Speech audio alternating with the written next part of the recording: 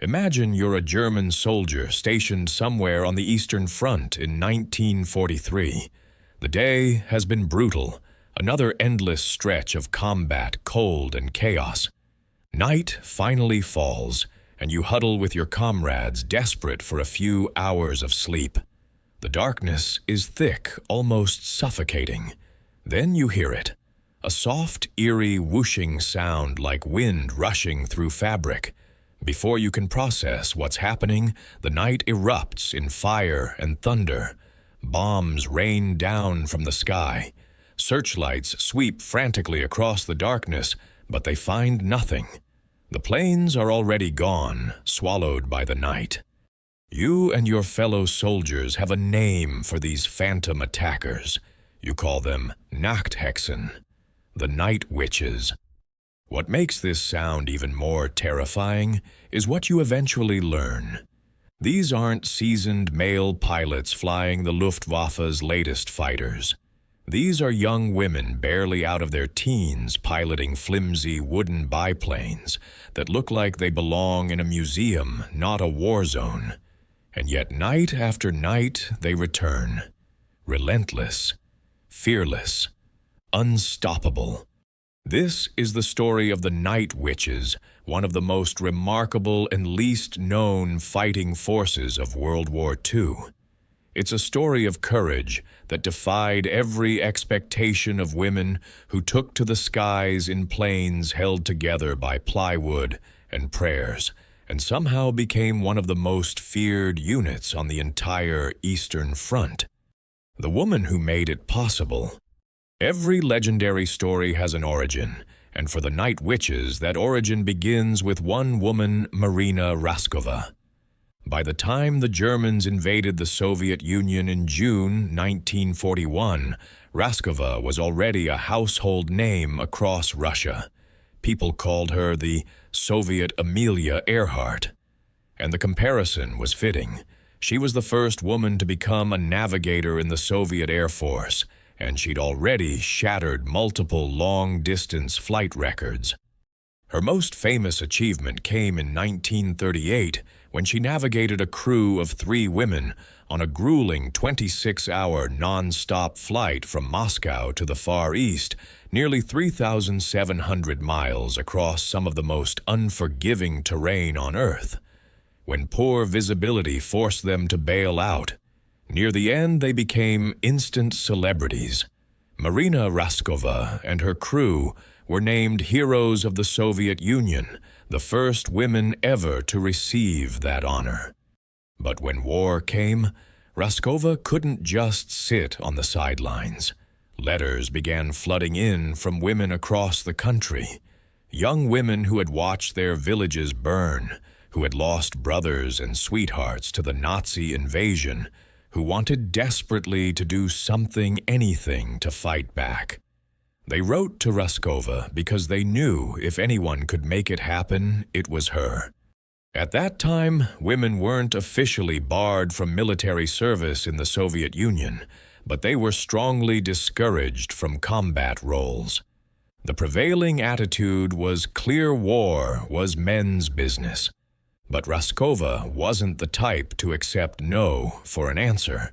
She had something most people didn't: direct access to Joseph Stalin himself. Using her fame, her influence, and the stack of letters from determined young women, she went straight to the Soviet dictator with a proposal. In October 1941, with the Wehrmacht steamrolling through Soviet territory and the Red Air Force hemorrhaging, pilots and planes, Stalin gave his approval. 3 all-female air regiments would be formed. Marina Raskova would oversee their creation. The Soviet Union would become the first nation in modern history to officially deploy women in combat aviation. Training for the impossible. By early 1942, hundreds of young women, most between 17 and 26 years old, descended on Engels, a town on the Volga River, for military aviation training. They came from all walks of life. Some were already experienced pilots from civilian flying clubs that had been popular in the 1930s. Others had never touched an aircraft in their lives. What united them was a burning desire to defend their homeland. The training was intense, compressed, and exhausting. These women weren't just learning to fly, they were being molded into combat pilots, navigators, mechanics, and ground crew. Every position in these units would be staffed by women from the wrench turners to the squadron commanders. It was unprecedented. When it came time to assign pilots to the 3 regiments, the most skilled flyers went to the 586th Fighter Aviation Regiment, flying modern Yak-1 fighters. The next tier went to the 587th Bomber Aviation Regiment, equipped with twin-engine PE-2 dive bombers, and the women deemed least qualified. They were assigned to the 588th Night Bomber Regiment. That assignment might have seemed like a consolation prize, maybe even an insult, but history would prove it to be anything but. The plane that shouldn't have worked. Here's where things get truly astonishing. The aircraft assigned to the 588th weren't modern warplanes. They were Polikarpov Po-2's biplanes that had first taken flight in 1928. 14 years before these women would fly them into combat, these planes had been designed as basic trainers and crop dusters. They were constructed from plywood covered in canvas with open cockpits that exposed pilots and navigators to wind rain and the bone-crushing cold of high altitude. Think about that for a moment. While German pilots flew sleek metal fighters with enclosed cockpits, radar, and heavy armaments, these young Soviet women were climbing into what essentially amounted to flying antiques. The PO-2 had no guns, no radios, no parachutes, at least not until 1944.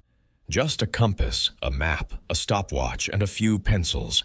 The maximum speed was about 60 miles per hour when fully loaded with bombs. 60. Some of the women later referred to their aircraft as coffins with wings. The plane could only carry about 350 kilograms of bombs, roughly 770 pounds. That's not much explosive power. To make any real impact, pilots had to fly 8, 10, sometimes 15 missions in a single night. Every night. For years. And yet somehow these fragile wooden biplanes became weapons of psychological warfare, unlike anything the Germans had encountered. Tactics of terror. The Night Witches developed a strategy that turned their glaring weaknesses into devastating advantages. They flew exclusively at night, using darkness as their shield. Their planes were so small and made of so much wood that they barely registered on radar if they showed up at all. When German night fighters equipped with infrared locators swept the skies, the PO-2s slipped through undetected. But the most brilliant and terrifying tactic was this. As the Night Witches approached their target, they would throttle back their engines to idle, then glide silently toward the bomb release point. The only sound was the wind rushing through the wooden struts and canvas wings. That soft whooshing sound in the pitch-black night became the stuff of nightmares for German troops. They said it sounded like a witch's broom sweeping through the sky. Hence the nickname that would become legend. The psychological impact was immense. German soldiers, already exhausted and stretched thin, could never truly rest. The Night Witches could strike anywhere, anytime, with almost no warning. The constant raids wore down morale, shredded nerves, and denied the enemy precious sleep. Some nights the raids came so frequently that soldiers simply gave up trying to sleep at all. The Germans became so desperate to stop them that any Luftwaffe pilot who managed to shoot down a Night Witch was automatically awarded the Iron Cross, one of Germany's highest military honors. Rumors spread through German ranks that the Soviet government was giving these women experimental drugs to enhance their night vision, turning them into superhuman hunters. Of course, it was nonsense. As one pilot, Nadezhda Popova, later said, "What we did have were clever, educated, very talented girls." The night witches often flew in groups of 3. 2 planes would deliberately draw German searchlights, weaving and dodging to create a distraction. While the enemy focused on them, the 3rd plane would cut its engine and glide in to deliver its payload. Then they'd switch roles and do it again. And again. All night long. The cost of courage. Make no mistake, this was not a safe job. Flying at night in barely their aircraft, often at extremely low altitudes, was inherently dangerous. Add in anti-aircraft fire searchlights blinding you at the worst possible moment, and the occasional German night fighter, and every mission became a roll of the dice. 32 members of the 588th Night Bomber Regiment died during the war. Some were shot down, others died in crashes. One pilot, Nina Raspopova, once returned to base with the bottom of her cockpit completely blown away, her legs dangling in open air, blood dripping from her wounds. She managed to land safely and walk to a Soviet camp for medical treatment. Nadezhda Popova, who flew an incredible 852 missions, once counted 42 bullet holes in her plane after a particularly harrowing raid. The women flew through frostbite-inducing cold in open cockpits. The aircraft parts were so frigid that touching metal with bare skin would tear it right off. They flew in ill-fitting hand-me-down uniforms, oversized boots stuffed with torn bedding just to make them fit. They flew exhausted, sleeping only a few hours during the day before taking off again at nightfall. Yet they kept flying. Respect earned in blood and fire. Despite their success, the night witches faced constant skepticism and harassment from male soldiers. Many men resented the little girls being at the front. The military was woefully unprepared to accommodate women, offering them scraps and cast-offs. But the women of the 588th didn't complain. They made do. They even found ways to hold on to their identities as women in the midst of war. They decorated their planes with painted flowers. They used their navigation pencils as lipstick and eyeliner. They danced and did needlework in their downtime. They refused to let the war strip away who they were. Over time, even the skeptics had to admit the truth. The night witches weren't just competent, they were exceptional. By the time the war ended in 1945, the 588th had flown more than 23,000 sorties and dropped over 3,000 tons of bombs. They had destroyed or damaged 17 river crossings, 9 railways, 2 railway stations, 26 warehouses, 12 fuel depots, 176 armored vehicles, 86 firing positions, and 11 searchlights. They had also completed 155 supply drops to Soviet forces under siege. The regiment received the prestigious Guards designation in February 1943, becoming the 46th Guards Night Bomber Aviation Regiment. Later, after their heroics during battles on the Taman Peninsula, they became the 46th Taman Guards Night Bomber Aviation Regiment. Individual pilots racked up staggering mission totals. Many flew over 800 sorties by war's end.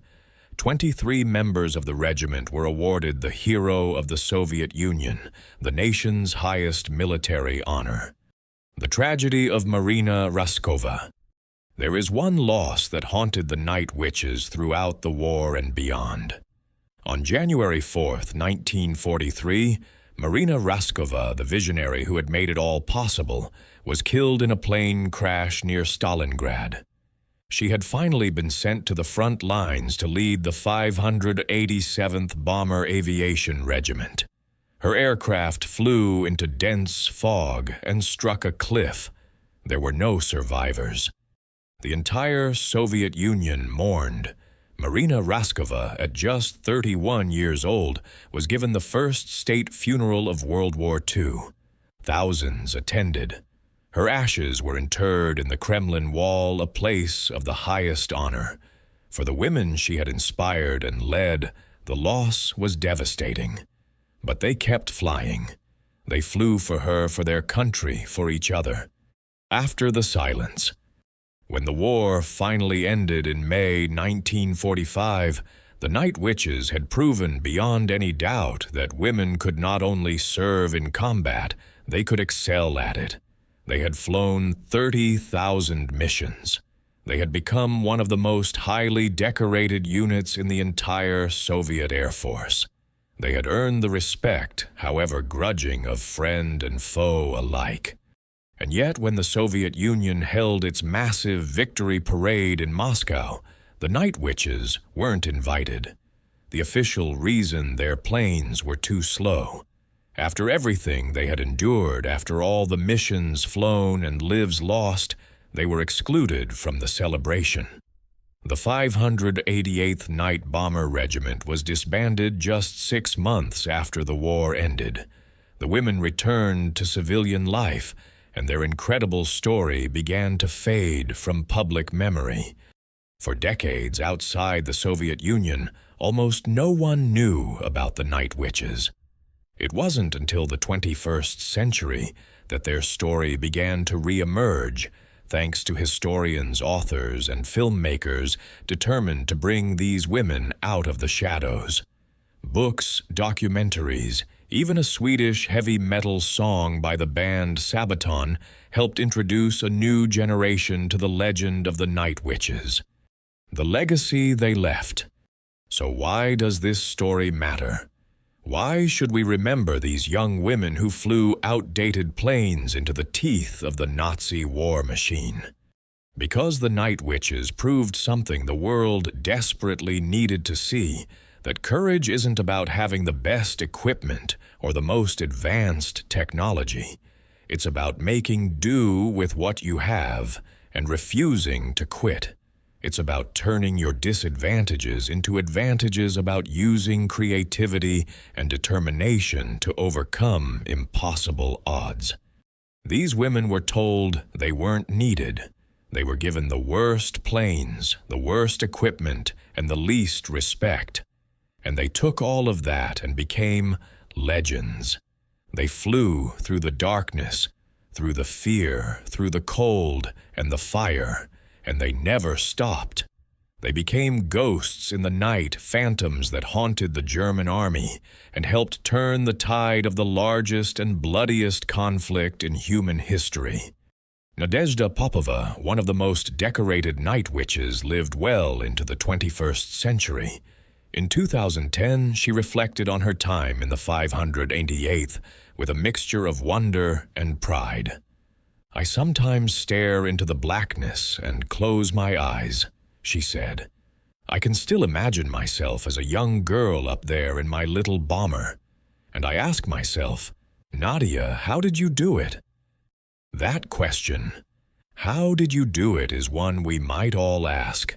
How did these teenagers and 20-somethings flying in wooden planes held together with canvas and courage manage to become one of the most effective and feared military units of World War II? The answer is simple, and it's the same answer that's echoed through every great story of human achievement. They did it because they had to, because their country needed them, because their friends and families were counting on them, because quitting was never an option. The Night Witches didn't ask for glory. They didn't demand recognition. They just climbed into their creaking wooden planes night after night and did what needed to be done. And in doing so, they became immortal. So the next time you look up at a dark sky and hear the wind whispering through the trees, think of them. Think of the young women who turned that whisper into a weapon. Think of the night witches who proved that sometimes the quietest voices carry the loudest message. And that message is this: never underestimate the power of those who refuse to be told they can't.